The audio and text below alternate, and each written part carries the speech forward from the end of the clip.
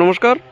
দেখতে পাচ্ছেন যে এই ভুট্টার কিন্তু মোচা আসা শুরু হয়েছে। দেখতে পাবেন যে প্রত্যেকটি গাছে কিন্তু দুটি করে মোচা রয়েছে। এই দেখতে দেখতে দেখতে পাচ্ছেন যে উপরে একটা এবং এই যে নিচে একটা, এবং কোনো কোনো গাছে তো আমি এমনও লক্ষ্য করেছি যে তিনটে করেও কিন্তু কলা বা মোচা রয়েছে। এই সময়টা কিন্তু প্রত্যেক ভুট্টা চাষিদের জন্য অত্যন্ত গুরুত্বপূর্ণ। তাই এই সময়ে আপনারা কি কি পরিচর্যা করবেন এবং আপনাদের যাতে মোচাটা মজবুত হয় এবং শক্ত সামর্থ্য হয়, সেই পদ্ধতি সম্পর্কে আজ আলোচনা করব। একটি ছোট্ট একটি ভিডিও হতে চলেছে, সবাই মন দিয়ে দেখবেন। সবার প্রথমে এই সময়ে আপনাদের লক্ষ্য রাখতে হবে যে আপনাদের মাটিতে যাতে জলের অভাব না পড়ে।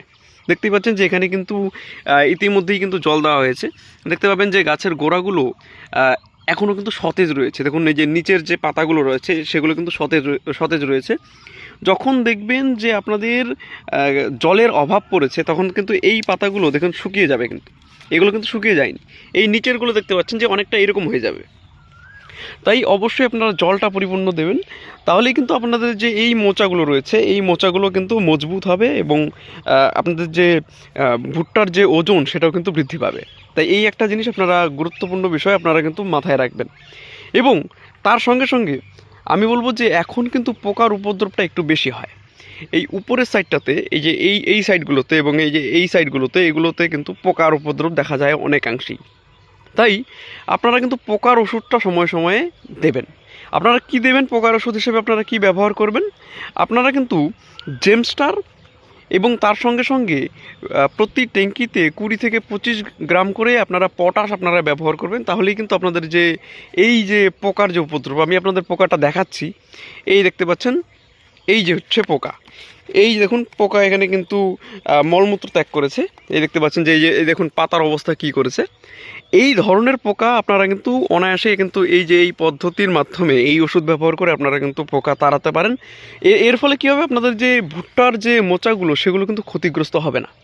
এবং এর পাশাপাশি আমি আপনাদের বলবো যে আপনারা এই ভুট্টার জমিতে বর্তমান সময়ে, আমি আপনাদের আগেও বলেছি যে 3 দফায় সার ব্যবহার করবেন।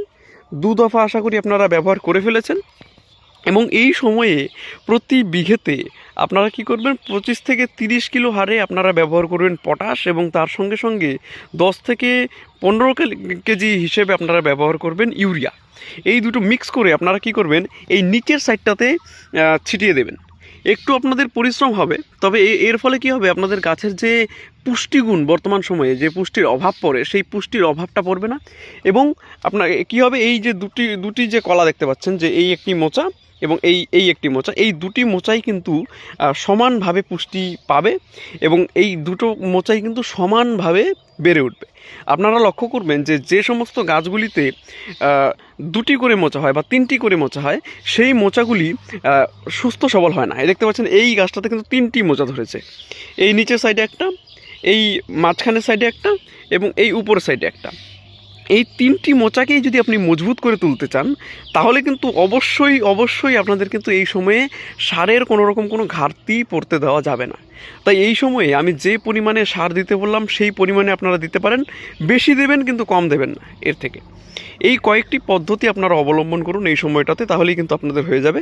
জলের বিষয়টা খেয়াল রাখবেন, সারের বিষয়টা খেয়াল রাখবেন এবং পোকার ওষুধের বিষয়টা খেয়াল রাখবেন। আমি প্রত্যেকটি জিনিসই আপনাদের পুঙ্খানুপুঙ্খভাবে জানালাম।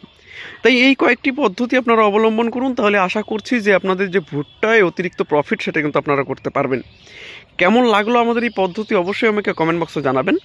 এবং ভুট্টা চাষিরা অবশ্যই আমি বলবো যে এই বছরে ভুট্টার একটু যত্নটা একটু ভালো করে করুন, কারণ এবছরে একটু ভুট্টার বাজার দর বেশি হওয়ার সম্ভাবনা আছে।